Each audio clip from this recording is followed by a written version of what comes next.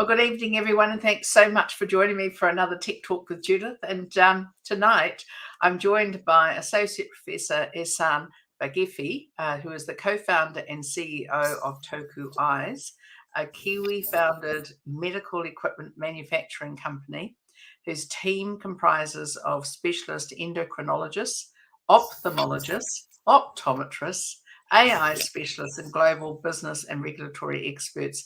And Toku Eyes has developed an artificial intelligence engine, Thea, used to detect cardiovascular and ocular disease through the retina. And its capabilities include screening and diagnosing of these diseases. And Ehsan will speak to us in further detail. So Ehsan, thanks so much for joining me tonight. Thanks for having me. And just for those of you who were at the Tech Summit that I held last year, Ehsan was one of the panelists at that Tech Summit, which was all about from startup to scale up, and you absolutely are scaled up or scaling up, Ehsan. So it's great to see. I appreciate it. Thank you. So, Ehsan, you're the CEO and co-founder of this revolutionary New Zealand-based healthcare AI company, Toku Eyes.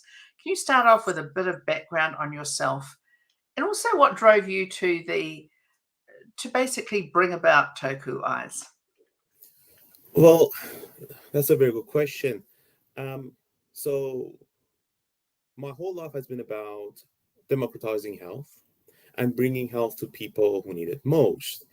The driver of that was the fact that my father lost his eyesight when he was only 4 years old. And the only reason my father lost his eyesight at that age was because my grandfather was too poor. Growing up with a blind father, it's a different experience. Because he had a circle of friends around him, most of my friends growing up were either blind or had a parent who was blind. And almost all of that was because of lack of access to basic healthcare. So that has been the passion for me throughout life that led to my degree in bioengineering, because bioengineering is all about helping disabled people, identifying health issues. And then after 15 years in academia, I realized that I've got something coming out of my research lab that can actually help people. And I sort of thought to myself that, if not me, then who? If not now, then when? And I took upon myself to commercialize the idea. And we started Toku with David, who is my dearest friend and co-founder. He's an ophthalmologist. We started towards the end of 2018. Who would have known 5 years on, we've become such a global company, I guess. So Toku Eyes' first artificial intelligence or AI engine, Thea, is registered as a medical device in New Zealand.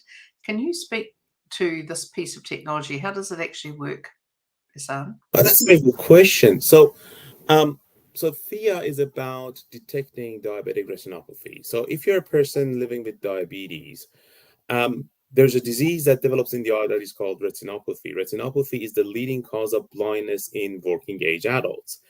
And we know in New Zealand there are more than 250,000 people living with diabetes. Those are the people that we know. And there's a whole bunch out there that we don't know. And to detect diabetic retinopathy, you have to go to your optometrist or ophthalmologist. They capture an image from the back of your eye. The clinician looks at that image and they identify the level of the disease. The problem is that that's time consuming. Often the time between you take an image and you get a diagnosis, there's a lag in our system just because of the healthcare system and how it's set up. It's expensive, it's time consuming, it's never convenient. Before COVID, we used to screen about 50% of people. Remember, this is a screen that is recommended for all people living with diabetes. So everyone should have this screen at least once a year. After COVID, that number is about 30%. So with the aim of Thea was, how can we automate that? So the image is being captured by an optometrist or ophthalmologist or a pharmacist, and the AI can just do the job of a clinician, identify the people with the disease, and then identify that person to the ophthalmologist. So this person needs help. With Thea, the care can be given to the person at the point of care. I.e., you can take that camera out of the ophthalmology setting, put it in a pharmacy, you can put it in a MRI, you can put it in the back of a van and drive around. And the AI will do the bulk work of just identifying people who need help and then refer them on. It takes 10 seconds for Thea to give you the results back. In the real world, that takes close to 4 weeks for someone to get the results back. That's the meaning, that's the difference between a healthcare system that is driven by a clinic and a healthcare system that is democratized and delivered to the people. And as we know, there's a real shortage of ophthalmologists, in lay people's terms, the eye specialist. And to wait, people are waiting in some cases 18 months or more to get a first specialist assessment through the public health system. So this would be a great way to bring about certainly the diagnosis part of that particular appointment. Absolutely. And what happens, Judith, is you tell someone that your screening point is at Tuesday at 2 o'clock in the afternoon. Well, we know that people got life. We know that people can't often attend that meeting. And guess what? You miss that meeting, you're back at the bottom of the queue. That's not how a healthcare system should work. A healthcare system should be available to you when you want it, where you want it. That's how we democratize healthcare. And just mentioning, you mentioned David, your co-founder. So can you just give us a little bit of background on David as well? Sure. David is a UK trained ophthalmologist. He was actually one of the founders of diabetic screening back in UK in the NHS system. He came to New Zealand actually about the same time that I did, which is about 16, 17 years ago. And he was one of the people who started diabetic screening in this country. He's a retinal specialist, by far the sort of most knowledgeable ophthalmologist when it comes to AI, because he was involved with us from day one. Every paper that we have published, he's done the clinical work on it. Every clinical trial that we have run, David was the clinical lead. So sometimes I tell David that, the company can do fine without me because he is the clinician and the AI scientist. And that's Dr. David Squirrel, who's, aren't we lucky to have him as well here? Absolutely. Absolutely. All right. So, with some of the, what are some of the key features? Because many people listening will be used to going to the optometrist and getting their eyes checked for, for spectacles or for contact lenses, and they will often have the retina screening. So what's different between that and what Thea does?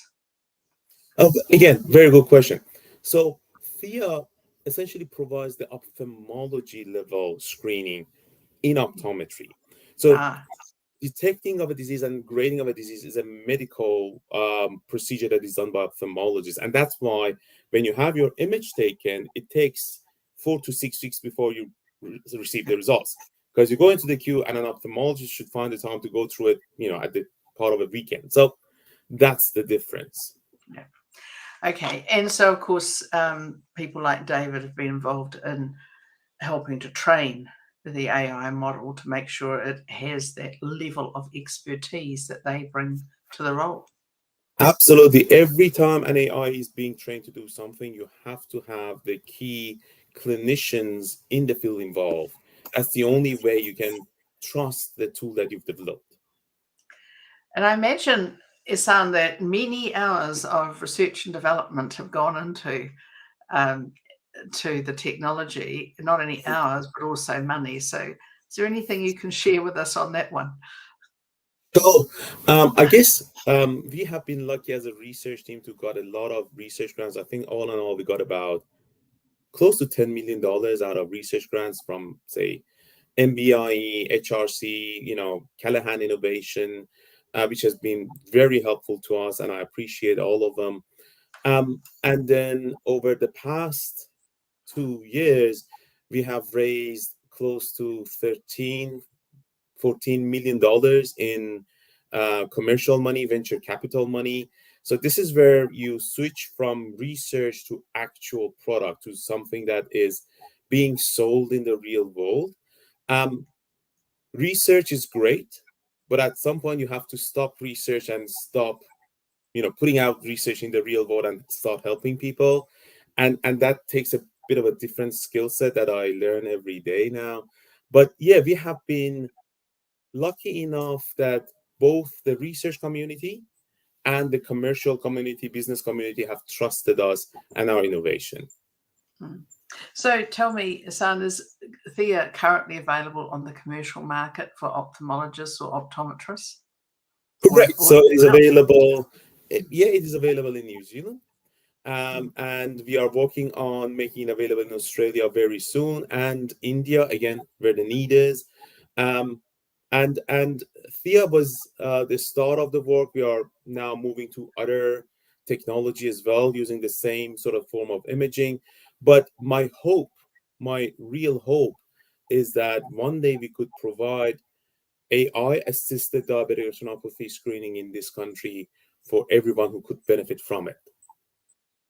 So that would be people like pharmacists, for instance, and if you look at the healthcare professionals that people probably see more than anyone, it would be the pharmacists. So you could see those in pharmacy shops all over the country.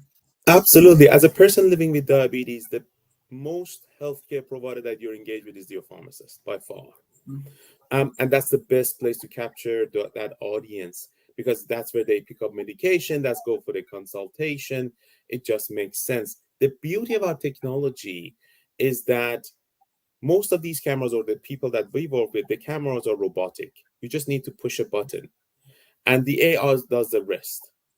And the results are generated in a matter of seconds. So essentially, again, bringing healthcare to the people. You just walk into the pharmacy, within a minute you have your results, and if need be, you get a referral to ophthalmologist.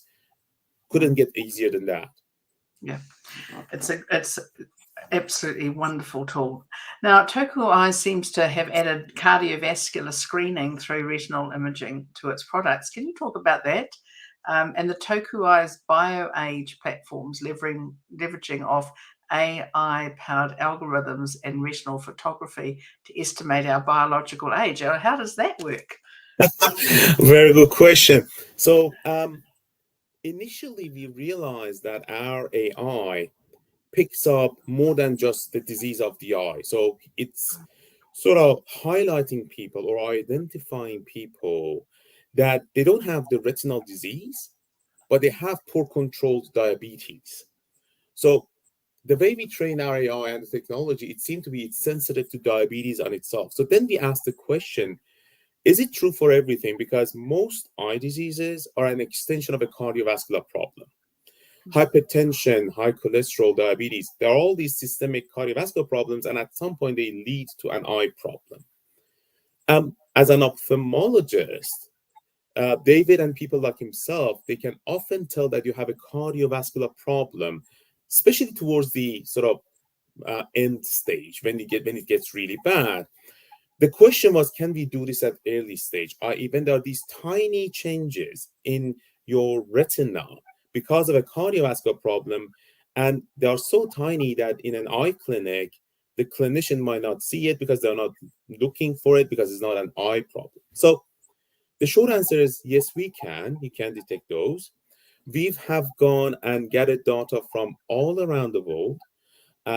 We are talking about Australia, United Kingdom, Europe, United States, and now we are getting data from India, Brazil, where we can gather data. And these are images, cardiovascular outcomes, blood test results.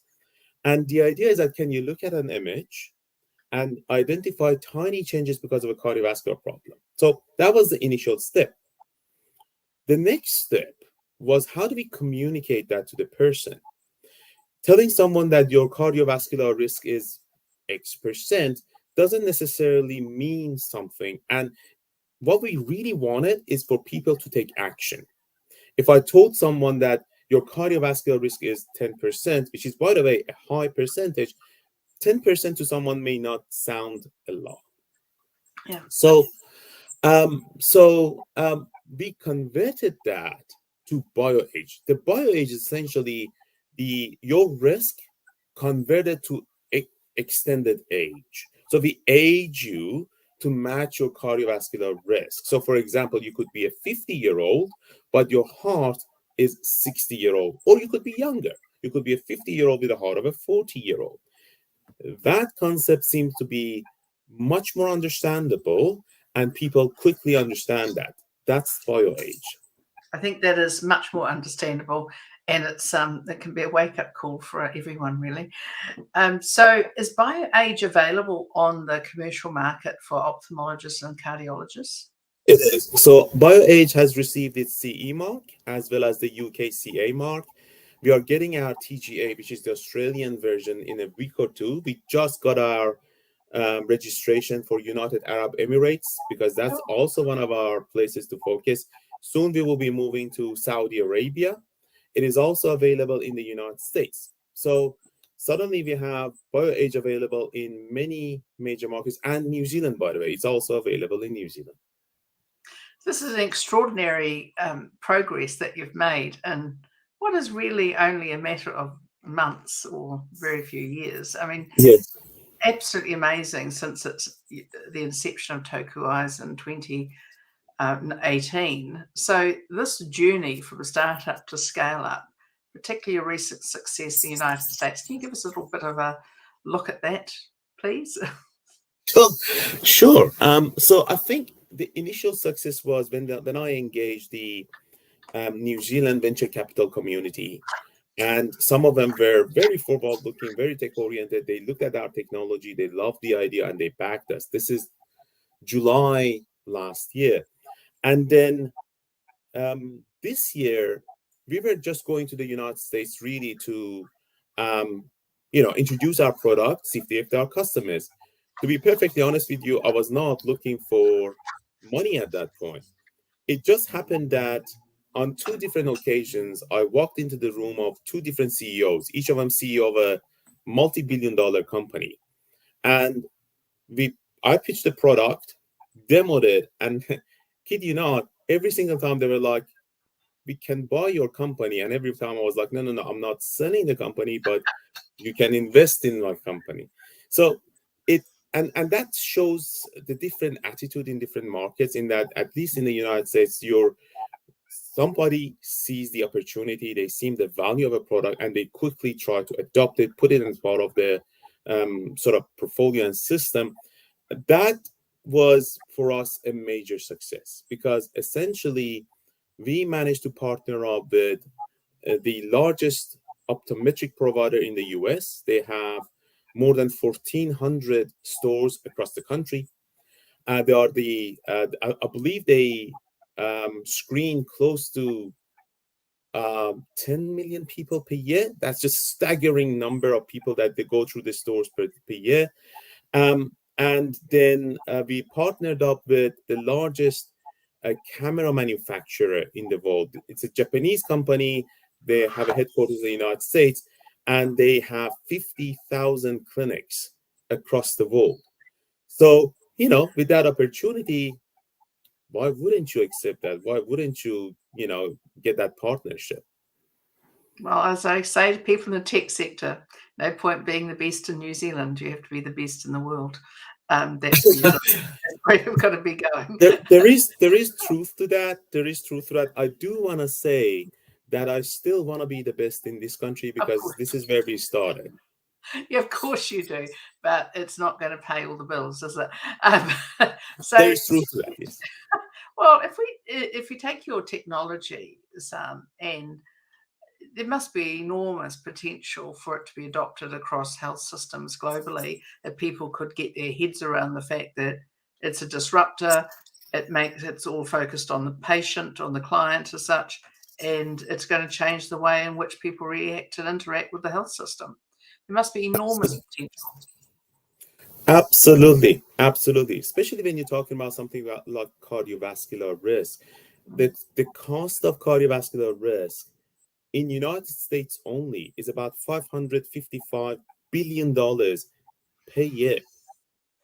And just by detecting people, identifying people that have a high risk, and do the basic, intervention like putting them on statins, putting them on aspirins. You can reduce that cost by half. That's very simple. And that's the thing, isn't it? It's that preventative work, but it's the recognition of the issue to start with, that someone's at that stage, either in their life or their lifestyle, where that's now an issue. And when we often hear about people who unfortunately have terrible heart attacks or strokes relatively early in Mhm, life, mhm. often it's an undiagnosed cardiovascular issue that they had no idea about, and nor did anyone else. And I think often we sort of tend to make excuses around that, oh, we're just getting older and we're just getting slower and we're just feeling more tired. And actually it can be as simple as that. They just need an intervention like statins or something, but they don't know about Absolutely. it unless someone tells them this, because we're not all experts in it. Um, Absolutely. so And what do you think? Yeah. So what do you think as a country we could be doing better with retinal screening in New Zealand? that's a We must very be good doing quite question. potential. That's a very good question. I mean, New Zealand is unique because, like, similar to countries like Singapore and Israel, we're supposed to have a national diabetic screening system. Yeah. As of today, I don't think what we have is a national screening system. And what we can do, we can follow, again, countries like Singapore and Israel, which are similar sized countries to us, and adopt AI and other forms of technology like telehealth as part of delivering care. Again, the whole point is that you cannot expect the patient to come to you at a time that you defined for screening. At least for screening, you should go to the person at their convenience, and telehealth, artificial intelligence, all of these are enablers to just go through the community, identify people that you need to engage, and then try to bring them in. Singapore has done a great job in that. Israel has done a great job in that. Um, it's not rocket science. Yes, it's built on amazing technology, but implementing it is not rocket science. What I do believe we could do is, again, take the leaf out of, for example, Singapore's healthcare. And what they did, they created an innovation health sort of care branch, and said innovation can come through this branch. And let's just look at it differently. Let's not put it next to traditional healthcare. I think we should develop that mentality. Yes, I think so too. And to think about that in all sorts of ways, in health, but right across the spectrum, there's almost always opportunities to innovate and do things better, not just more people, more this, more that, more whatever. Do it differently, think differently, and look for the solution. So, look, thank you so much for joining us tonight, Ehsan. It's been great to catch up with you and to be able to get a little bit of an update of some of the expansion of the work of Toku Eyes and Thea.